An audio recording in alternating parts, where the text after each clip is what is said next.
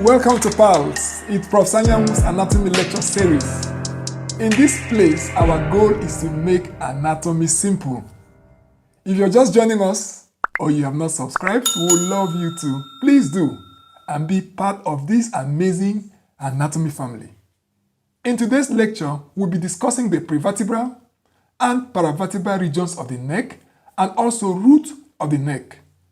The lecture is divided into 3 parts.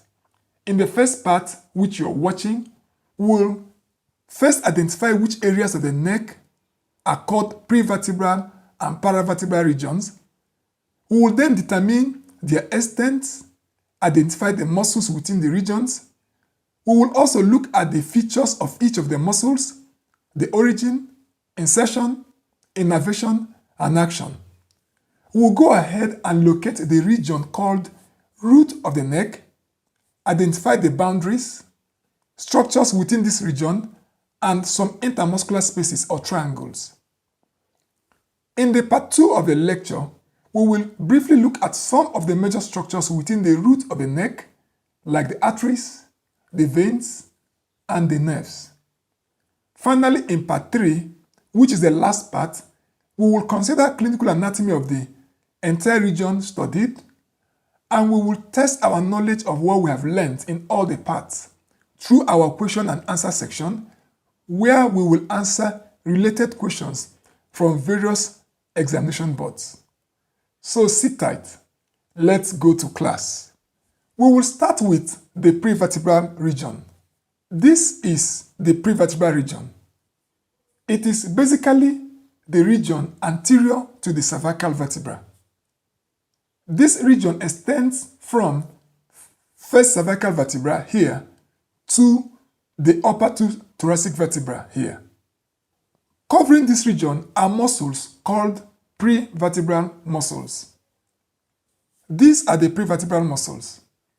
These muscles are also called anterior vertebral muscles because they all lie in front of the cervical part of the vertebral column. All of them are covered by prevertebral fascia. They are supplied by ventral rami of cervical nerves.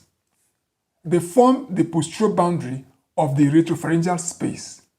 And as a group, they flex the neck and also flex the head on the neck. These muscles are 4 in number and are 1. Rectus capitis anterior, rectus capitis lateralis, longus cervicis, and longus capitis. This is the rectus capitis anterior. Let's have a closer view. It takes origin from the lateral mass of the atlas, which we know is the first cervical vertebra. This is the atlas, and this point is the lateral mass, which forms the point of origin of the rectus capitis anterior. This muscle from this point of origin runs upwards and a little medially to insert on the basic occiput. This is the base of the skull, and here is the basic occiput. It is the part of occipital bone lying anterior to the foramen magnum and occipital condyle.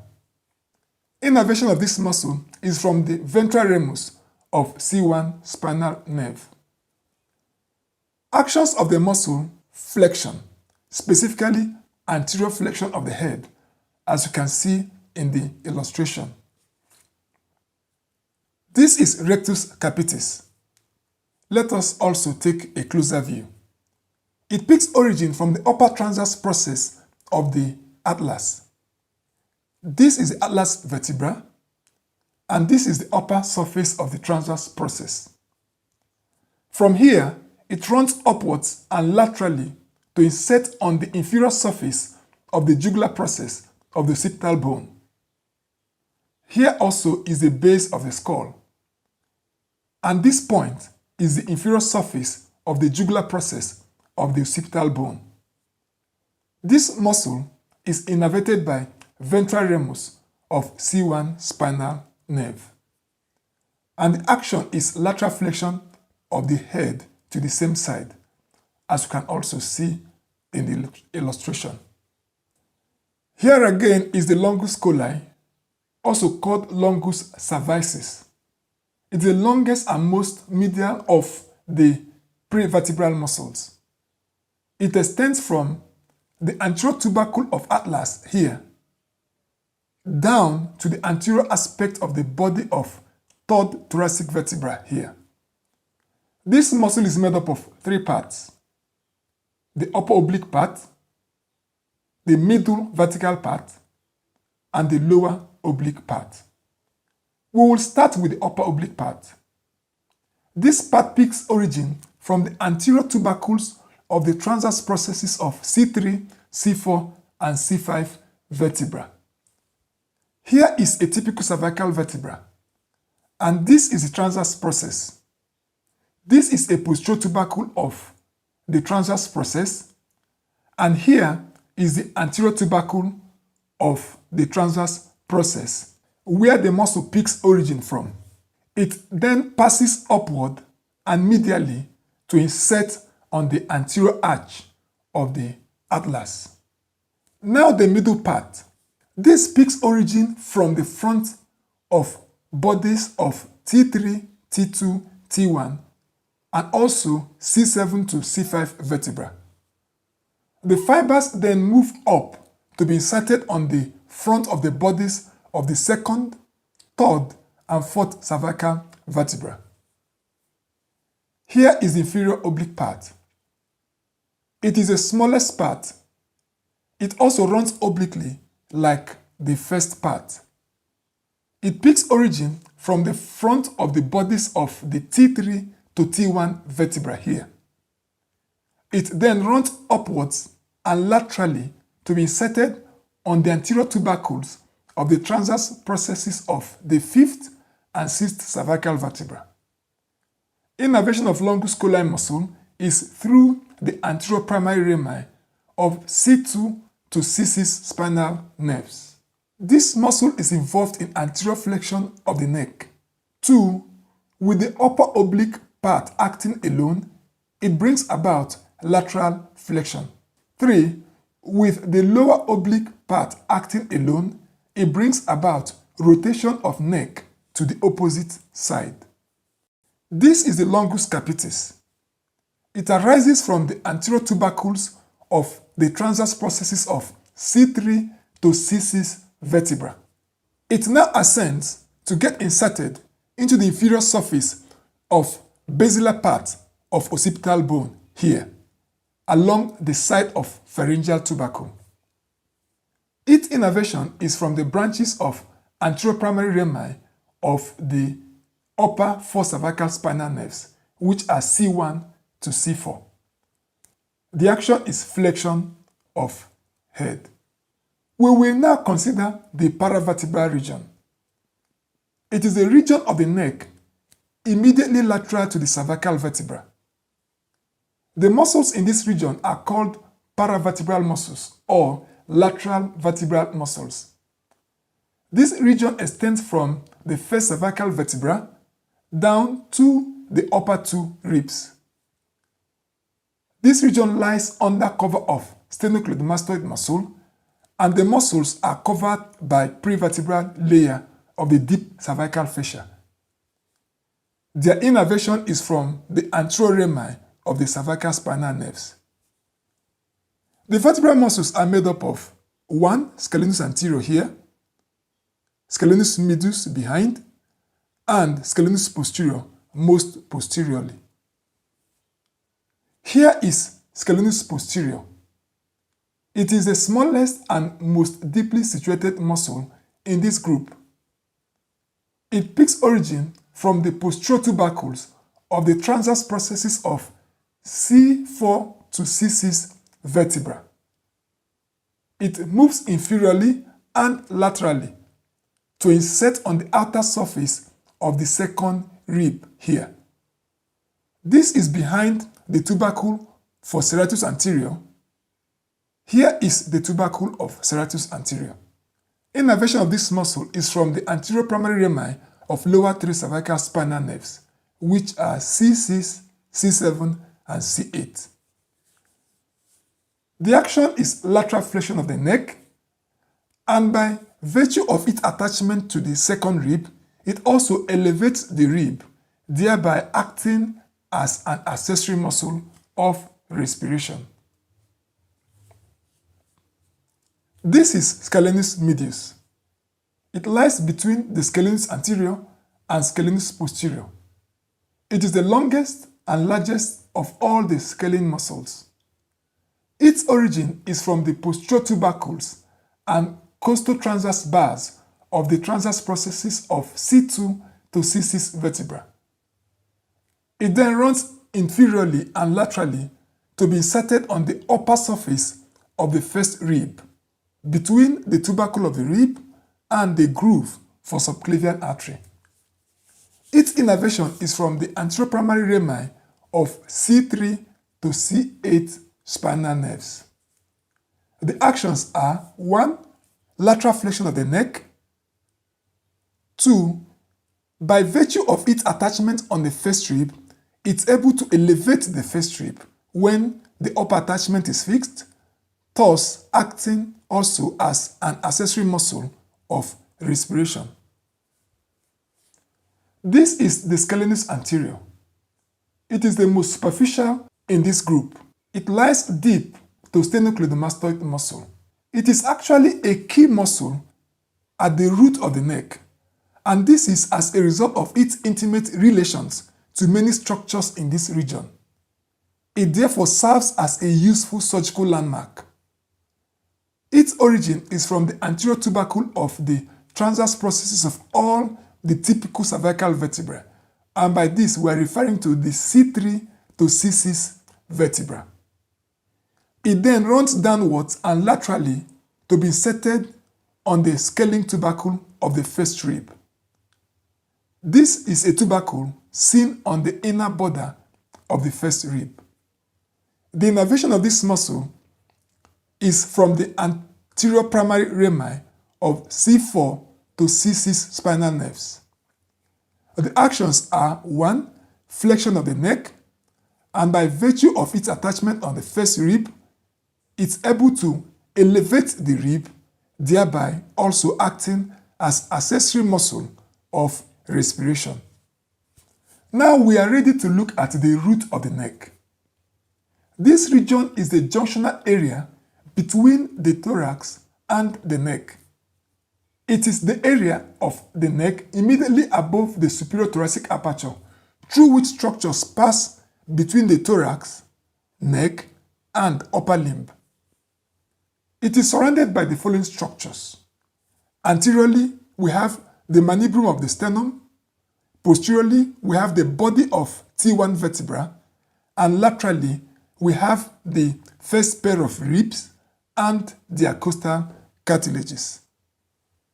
Earlier in our lecture, we have noted that the scalenus anterior plays a key role in relating with the positions of the rest of the structures in the root of the neck.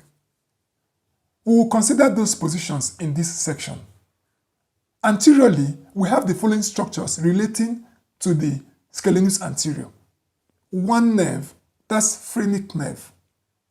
2 arteries, suprascapular artery and transverse cervical artery. 2 veins, anterior jugular vein and subclavian vein. 2 muscles, inferior belly of omohyoid and clavicular head of sternocleidomastoid.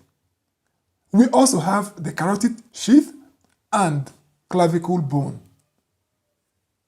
Posteriorly, we have root of brachial plexus, second part of subclavian artery, scalenus medius, and an intermuscular space called scalene triangle. We also have cervical pleura and suprapleural membrane covering the apex of the lungs. Medial to scalenus anterior is the scalenovertebral triangle and its contents. And laterally, we see the trunks of brachial plexus as they emerge underneath it. And finally, superiorly, we see the longus capitis muscle and the ascending cervical artery. One of the intermuscular spaces behind the scalenos anterior is the scalene triangle. This is a region of the scalene triangle.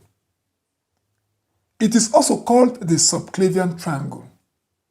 It is one of the intermuscular spaces within the region of the root of the neck, and it is located between two scalene muscles, the scalenos anterior and the scalenos medius. Let us look at the boundaries. Anteriorly, we have the scalenos anterior, posteriorly, the scalenos medius. The apex is formed by the junction of the anterior and posterior border superiorly, and the base is formed by the first rib. The contents are trunks of brachial plexus and subclavian artery. One of the structures that could bring narrowing of this space and compression of the content within it is the cervical rib. A cervical rib is an abnormal rib formed when the costal elements of the seventh cervical vertebra undergo abnormal development to form a rib. This abnormal rib will usually arise from the anterior tubercle of the transverse process of the seventh cervical vertebra. This rib may have a free anterior end. It may also be connected to the first rib by a fibrous band, or it may even just articulate with the first rib. Complete cervical rib passes right through the scalene triangle, running between the scalenos anterior and scalenos medius to reach the first rib close to the insertion of scalenos anterior. Most of the times, it occurs unilaterally and usually occurs on the right side. Its presence in the scalene triangle is one of the triggers of a condition known as scalene syndrome. Scalene syndrome is a group of signs and symptoms produced due to compression of the main structures within the scalene triangle. This compression comes as a result of narrowing of this space following the presence of cervical rib or due to spasm of scalene muscles. Clinically, this syndrome presents as follows. 1. Tingling sensation and numbness along the inner border of forearm and hand, which is actually along the distribution of C8 and T1 spinal nerve, which is the lower trunk that is trapped within the space. 2. Progressive paresis and wasting of intrinsic muscles of the hand. This is also because most of these muscles are supplied by the C8 and T1 spinal nerves. And number 3, ischemic pain and absence of radial pulse due to compression of subclavian artery. An intermuscular space is also seen on the medial side of scalenos anterior. This intermuscular space is called the scaleniovertebral triangle or triangle of vertebral artery. This space is deeply placed and has the following boundaries. Medially, we see the inferior oblique part of the longus colli. Laterally, we have the medial border of scalenos anterior. The apex is formed by the transverse process of C6 vertebra. The base is formed by the first part of subclavian artery. The floor is formed by the following. 1. The transverse process of C7 vertebra. 2. Ventral ramus of C8 spinal nerve. 3. Neck of first rib. And 4. The dome of cervical pleura as it lines the apex of the lungs. The roof is formed by the carotid sheath. The contents include first part of vertebral artery, thyrocervical trunk, inferior thyroid artery, sympathetic chain with stellate ganglion, and ansa subclavia. This is a nerve loop that connects the middle and inferior cervical ganglia and also passes around the subclavian artery. This is where we'll end the first part of this lecture. If you have questions, comments, or suggestions, please drop them in the comment section. We'll be happy to have them. In the part 2 of this lecture, we'll briefly look at some of the major structures within the root of the neck, like the arteries, the veins, and the nerves. The part 3 will consider the clinical anatomy of this region. We'll also test our knowledge of all we've learned in the various parts through MCQ questions, where we'll answer related questions from various examination boards. If you have not subscribed, please do it now. And if you like the video, like it and share it to your friends that will need it. And together, we will build a unique anatomy family where we make anatomy simple. See you in my next video, and bye for now.